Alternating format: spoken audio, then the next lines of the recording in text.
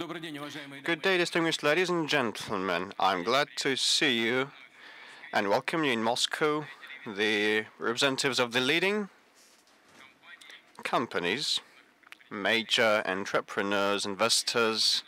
Despite the fact that the forum is quite young, this forum, organized on the initiative of VTB Bank, has become a considerable event of economic life of Russia and in the international business event calendar. It is a good platform for direct discussions of multifaceted economic development issues, to elaborate new approaches to implement investment policy. The motto of the forum, Russia Calling, reflects the nature of our policy of openness, partnership. We want to invest capital in Russia, work in Russia, create new production capability, want to make it all very beneficial. We believe it's got to add up to the competitiveness of our country and the efficiency of all the state and economic institutions. The main thing is what should be done first to make Russia the magnet for foreign and domestic capital. What should be done in order to give Russia the necessary resources to modernize its economy? They've got the considerable groundwork for stable and sustainable development. We're among global leaders in terms of key macroeconomic metrics. The public debt is around 10% to GDP only, and our debt to foreign investors is like 2.5% of GDP. Foreign exchange reserves reached $522 billion by the end of September. The inflation is below 7%, and last year we named the figure was 6.1, which is the lowest indicator in the last 20 years. And we are planning to reduce inflation by below 5% by 2014. Inflation targeting is one of our priorities.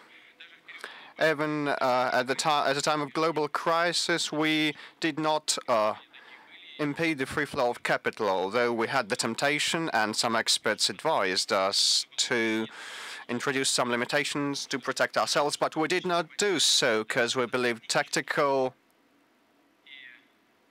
gains would be small and we would have strategic losses, and we just pulled ourselves together and tightened the belt. And as a result of that, in 2009 to 2011, we had the inflow investment of 3% to GDP, which is above the global average level. In Europe, in Brazil, in China, in India, the indicator for the same period did not surpass 2% to GDP. The main sources of investment inflow in Russia, apart from the traditional offshore areas, were Germany, France, Netherlands, and Sweden. And we all understand that the Netherlands, is a transit zone of our capitals, as well as Cyprus, but which is not bad at all.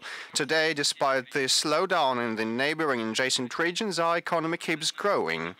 According to the Ministry of Economic Development of Russia, GDP increased by 4% for the first 8 months of this year, and experts believe that pace will be preserved in the upcoming 3 years, which is below the indicators we had prior to the crisis. But this growth is much more sustainable and of a better quality, and we've got growth, which is good in the current context. I would like to emphasize that the growth is not based on the increase in oil and gas prices and the increase in external foreign debt by banks and corporations. This growth is devoid of any commodity-based revenues or debt bubbles. But I will not be evasive. I will say that the commodity market is a positive influence to Russian economy, but it is not growing dramatically. It's more or less even. And we're also taking into account serious risks observed globally. We are concerned by the fact that the economies of some European countries and the EU is our major economic partner. 50% of our trade falls on the European Union. So in some European countries, we can see the obvious recession. The production output growth is on the fall in China as well. It's on the wane. In a number of states, social tensions are growing, which is bad and has an impact, a negative impact on their economy.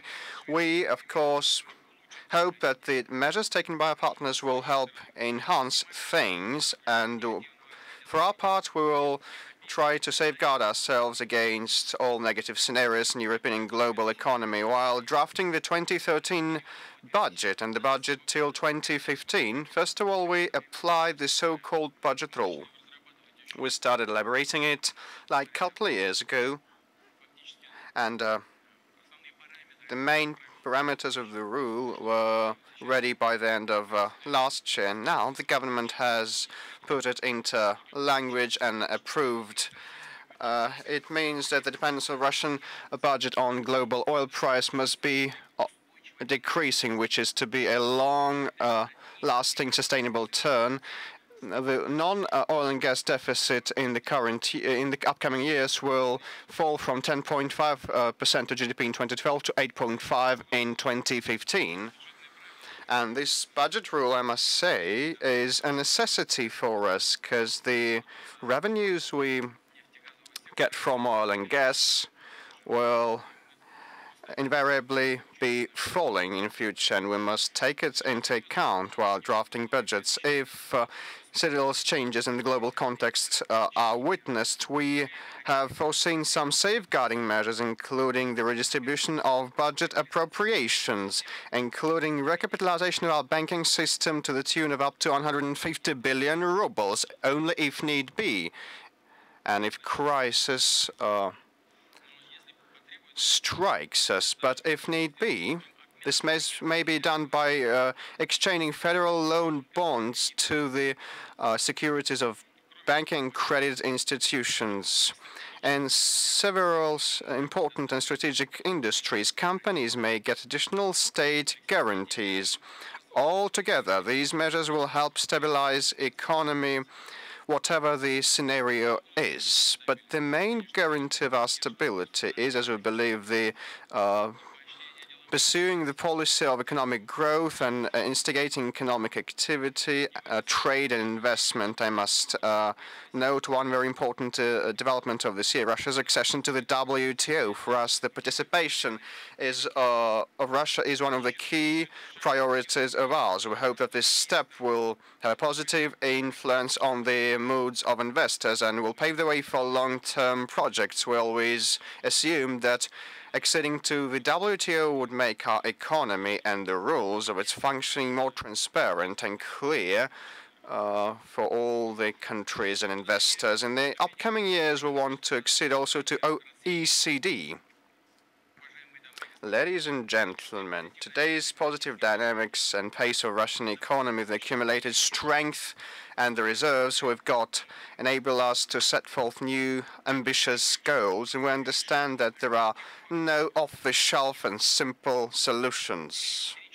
Like 3 to 4 years ago, the world was in illusions that global problems could be sorted out quite quickly, but now everybody understands and everybody says it out loud that we need to apply new innovative approaches and we need a lot of time to recover. To finally recover, we need to drastically change the model of the economic development. Such changes will impact all the economies, and there is no use clinging to old recipes which will just preserve the crisis context. We need to incentivize changes, find new modern sources of growth. We can understand that this requirement relates directly to our economic policy. Against the backdrop of global changes, including in the energy sector. We should be quite swift in diversifying of our economy and proceed with technological renewal. And we should move to the new technological standards. The growth of at the expense of previously created capacity has been exhausted, which is proved by the very low level of unemployment, the lowest in the last 20 years. Although we believe it's an achievement, socially and economically, it is also an indicator that we are not able to carry on basing on the old model and pattern of development. And the unemployment rate is now standing at 5.2%, which is one of the lowest indicators globally. And future growth is possible only with the help of investment.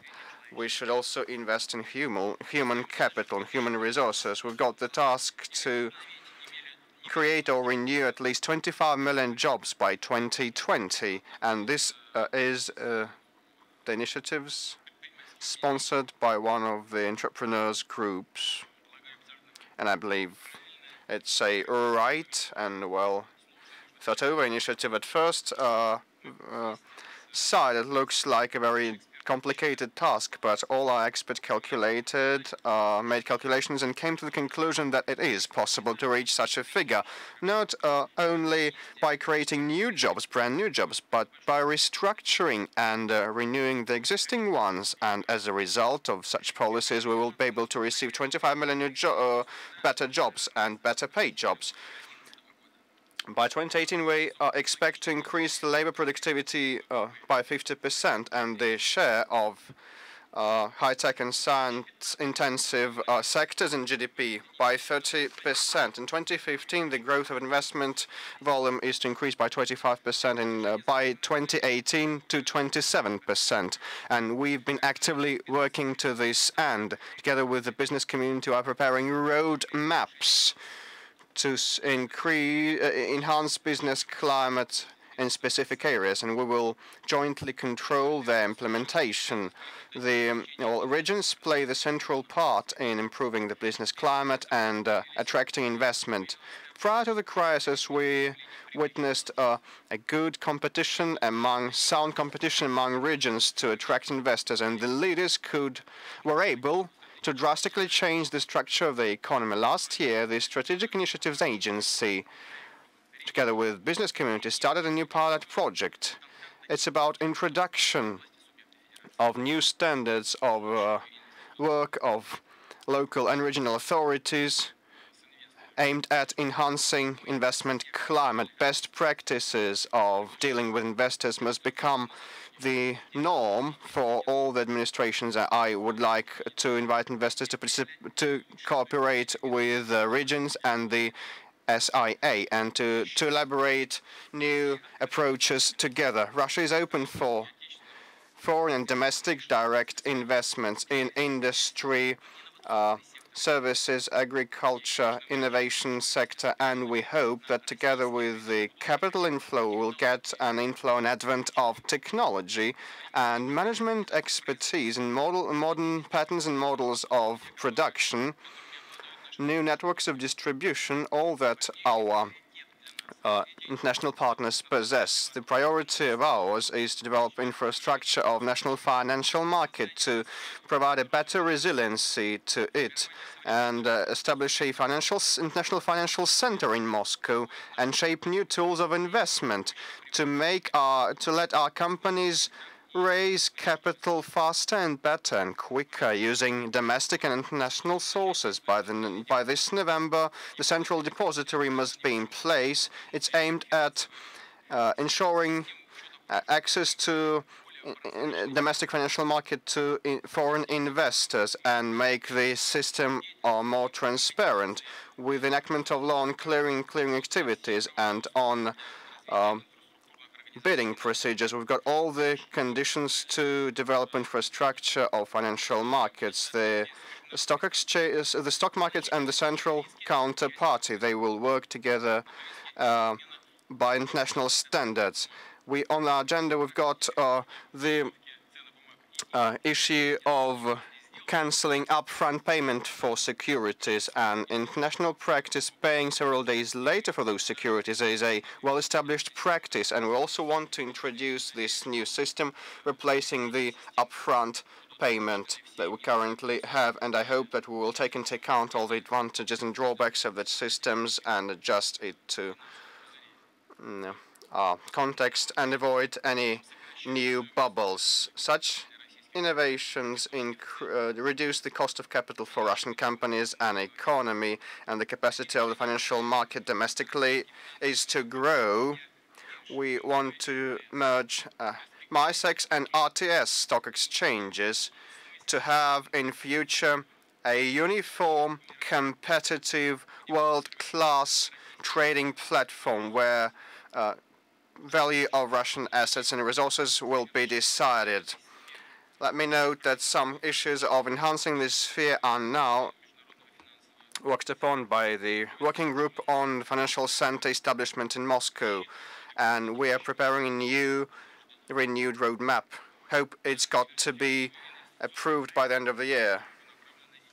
We also have the Russian Direct Investment Fund aiming at diversifying our economy and investment flows. We will provide additional funding each year to the tune of 62 billion rubles. It was last year's figure of additional funding, and this year we will also provide 62. Yes, am I right, Mr. Silonov? Yes. Oh, I cannot hear him. We will, yes, Mr. Minister.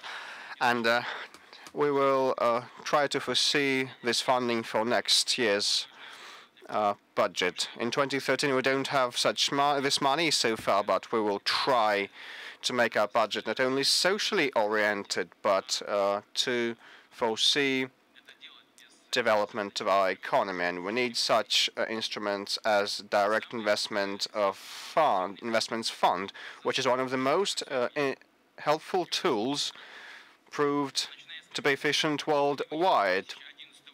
When it was shaped in 2011, and starting since then, 7.7 billion rubles has been allocated, and the co-investment it raised surpassed 25 billion rubles. A serious step forward has become the shaping of a consortium of this fund and international funds. Nearly all the major international funds are present in that consortium. It has started investing into Russian companies that are going to place their securities on the merged MISEX RTS stock exchange. We are to incentivize our domestic investors and overcome the long-term money deficit, which is a concern for everybody at present. Our financial system doesn't have at hand the necessary financial resources that are needed to make our economy advance. But this is not a matter of economy only. If we solve it, we will get better trust of our people in financial institutions and capability for better and much more projects. So, and the cumulative component of our pensions is one of the parts and reserves for investment, and when we established this pension system, we were quite wise. We accumulated, like this year, it's got to be around 2 trillion rubles of funds. And the previous finance minister and the current one promised us that part of this means will be allocated for infrastructure development by issuing infrastructural bonds with the collateral of this fund, pension fund. I hope to see specific proposals by the end of the year. And globally, such funding is given by major players in the stock market. Those are insurance companies and pension funds, etc. Now we are discussing the issue of establishing so-called MEGA regulator. This is one more problem I'd like to dwell upon. Well, the government suggests merging federal stock market service and central bank. Federal Financial Market Service and Central Bank to create a mega regulator. The idea is debated by very many stakeholders, and I suggest we should make a decision on that very quickly, because the improvement of the regulation system is a necessity and we must not procrastinate.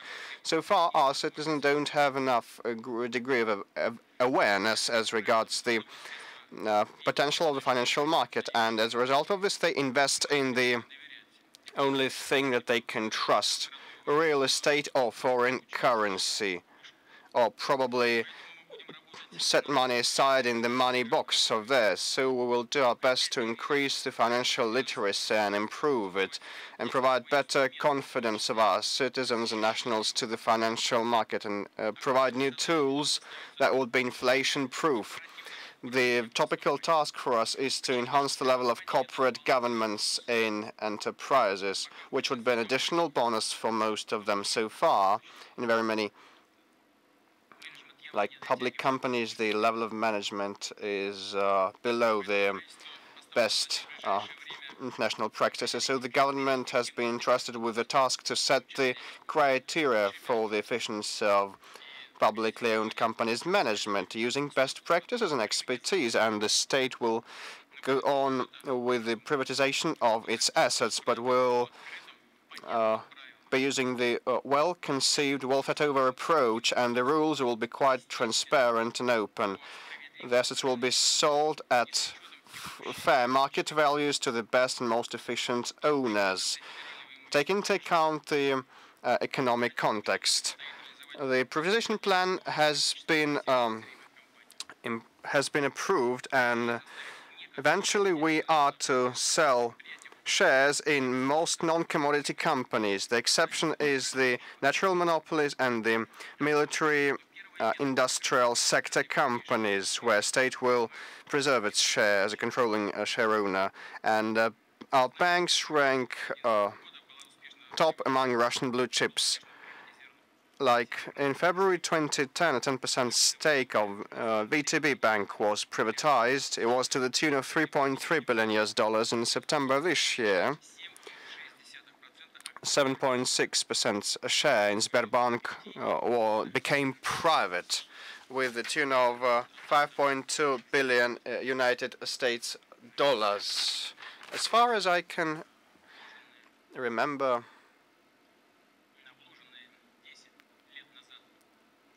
like per $100 invested 10 years ago, they received the profit of 700. Can you remember, Andrei?